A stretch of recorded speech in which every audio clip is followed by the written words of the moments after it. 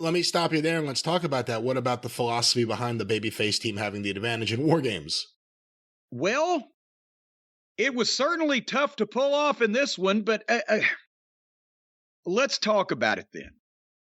Because traditionally, the baby faces would be at the disadvantage numerically throughout the match. One guy from each team starts, but then the winner of the coin flip or the advantage match or whatever, the next guy to get in the ring is one from the heel team.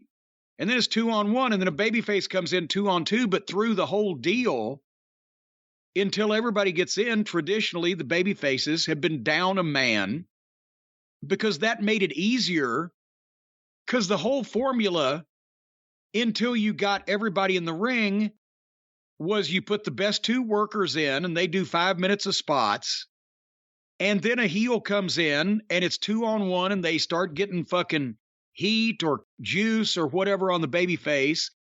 And then every time successively that a baby face gets in the ring, the heels feed him for a big comeback. And that settles down right about the end of the 2 minutes where another heel comes in and gets the advantage and they take over on the baby faces. And that's traditionally the way it happens. Because elsewise, you would have a situation where there were heels getting outnumbered and beaten up by the baby faces, and they were also, the numbers were against them, and it puts them in a sympathetic light. Of course, they didn't have to worry about a lot of this here because they are doing the same goddamn thing in the WarGames that they do in all these tag team matches. When somebody's spot is over with, they'll just roll onto the apron and sell for minutes at a time in plain sight, immobile, doing nothing but sitting there watching what's going on until their cue.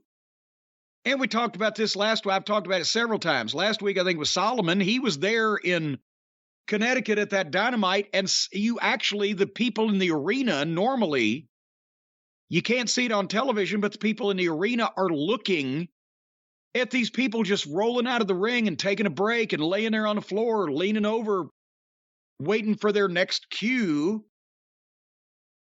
And I mean, that would have got people fired in the day to be that phony and that lazy. But now they're doing it in the WarGames where they can't even roll out of the ring and you can't not see them. But they're still doing it. So again, the WarGames is not the same WarGames as it used to be. The WarGames was brilliant because of the time and the context. You had 4 top heels that were in the same group, a long, well-established group, usually holding the world champion and the U.S. champion and maybe the tag team champions and their manager. And then you had a group of baby faces that were all aligned together, whether it be Dusty Rhodes and Nikita Koloff and the Road Warriors and Barry Windham or whichever of the Dusty's babyface guys that fit together, and everybody knew they were friends, and everybody in the match was a legitimate main event guy, the most over guys on the roster. And then you put them with a personal issue where they've all hated each other and they've injured each other and they've attacked each other and they've done horrible things to each other. And then you finally say, fuck it, one side's got to win, one side's got to lose. We're going to put them in this double cage with a roof, lock them in, and goddamn, whoever is the last surviving team wins this thing. And then you had the blood and the violence and the palpable hatred that fans could feel that the guys were showing each other. And remember the 80s WarGames matches. The people were jumping up and down, cheering and yelling and screaming from one end to the other. And the action didn't slow down because since you're in the cage, there's no place to go away. So every once in a while, somebody would get run into the cage head first and be knocked goofy and lay in the corner for a little while. But It was hard to get the baby faces to sell that much because they didn't want to look weak. And the heels all had to be up most of the time to either feed the baby faces or to keep the baby faces from taking back over. It wasn't all constant action, but everybody was constantly involved. And again, the way the fans jumping up and down and screaming and yelling, and you can see the Hawk doing his and the Road Warriors, and this was like, okay, we have a group that's over the bloodline, headed by the biggest, well, one of the two biggest stars we've got in the company now. Is Roman any more full-time than Brock is these days? Their group fits, so let's put together another group consisting of a couple of top guys that have been up and down on the card, Sheamus and Drew McIntyre, and then let's put in Sheamus's two little fucking cohorts, and one named Butch. And was this 10 individual top main event stars? Did this match indicate that this was going to be the culmination of a years-long cutthroat rivalry? Is it necessary to lock all of them up? And then it didn't work. So that's the reason why I watched this match without watching the women's WarGames first. Because why do you want to watch the WarGames when you've already watched the WarGames? And if you watch WarGames with women, with girl wrestlers fighting in a cage with weapons, not only does it make the whole thing look phony as a football bat, but also then, I've just seen a WarGames. What do I want to watch the one with all the main event talent in it for? Oh, I forgot. Because it's only half main event talent. So, Butch is a fine worker, but the name and the presentation and the appearance, ridiculous. Ridge Holland is greener than a pepper tree, and if he couldn't throw a forearm, I don't know what else he did in this match. This was a 45-minute backdrop for Sami Zayn and Jey Uso to have issues and further that story.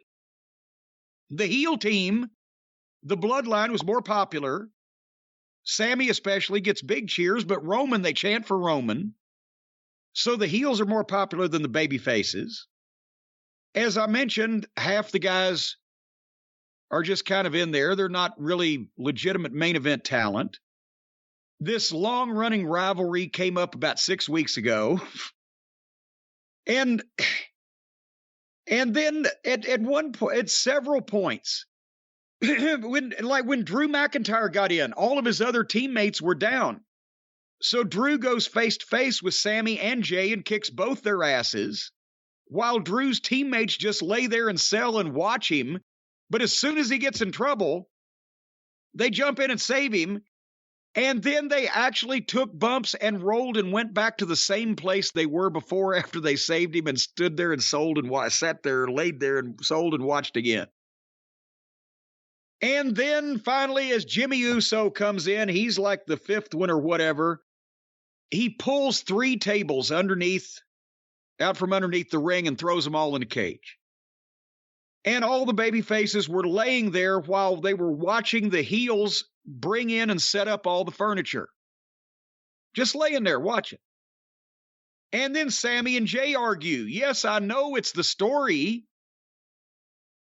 but the heels were still in control of the babyface team. The babyfaces gave them all the time in the world to bring all that fucking furniture in the ring, and then they were still fighting them like it was even. Because it was even. And then here comes Kevin Owens in, and he throws 3 chairs in the ring. And he makes a comeback with the chairs. And did you notice, Brian, by that point, the fans were just sitting there. They're not standing up. Imagine the WarGames in the Omni in 1987 when Nikita Koloff came in and started clotheslining everybody out of their boots. Was there one person in the Omni sitting down? And then after Owens did the swanton off the top, they gave him a polite round of applause like it was a tennis game. And then Owens put Jimmy through a table. They're going to do table spots later on, but they did a table spot right there and just put him through the table. And then they did a lot of kicking in the corners. Solo comes in, the big street fighter, and he comes down with a mean face, and he gets in the ring, and he's not even going to pick up a piece of furniture because he's a badass. Did you see what happened? Here comes Solo, the street fighting Samoan. Not only did nobody feed him, nobody even paid a goddamn lick of attention to him coming down or getting in the ring. He had to go over to the other ring and turn people around and start hitting them.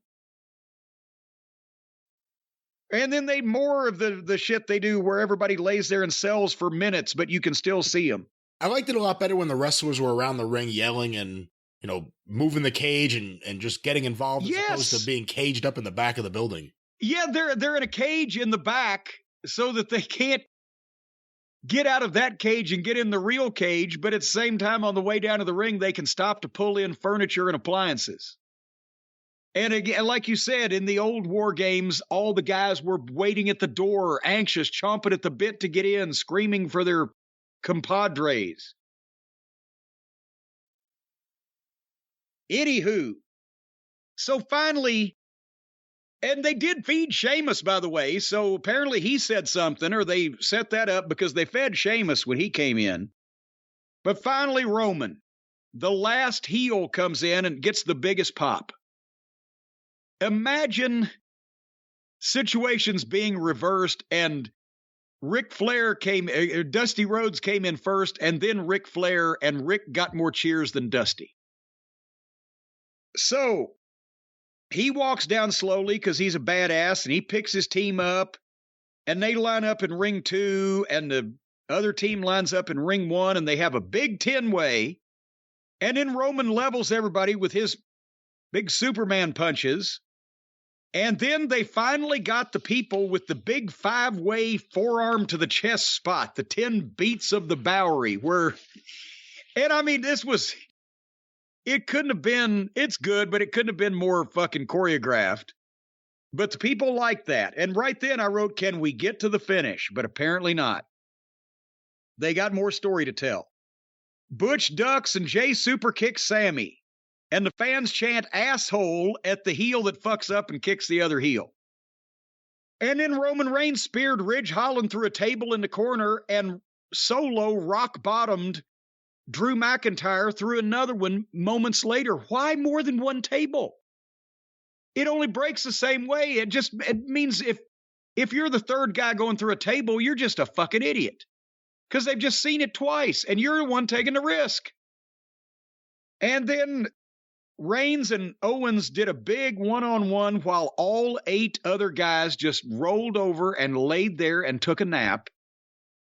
And then, as Owens finally hit a couple moves and then a stunner and actually covered Roman, and it looked like that might be it, 1, 2, Zayn comes alive and grabs the referee's arm, stops the count. And, of course, that gets over with Roman, I'm sure, but Owens and Zayn stare at each other. And the fans start chanting Sammy Uso. They're chanting for the fucking heel. Again. And so Sammy hits Owens in the balls, but is then conflicted. And meanwhile, everybody else in the WarGames is still laying out so that this dramatic play going on in the middle of the ring can be completed. And then Zayn hits the big kick on Owens and then gives him to Jay. And Jay does the splash off the top, 1, 2, 3. Well, it wasn't your father's WarGames. It was 45 minutes. They could have done the action part in about 25.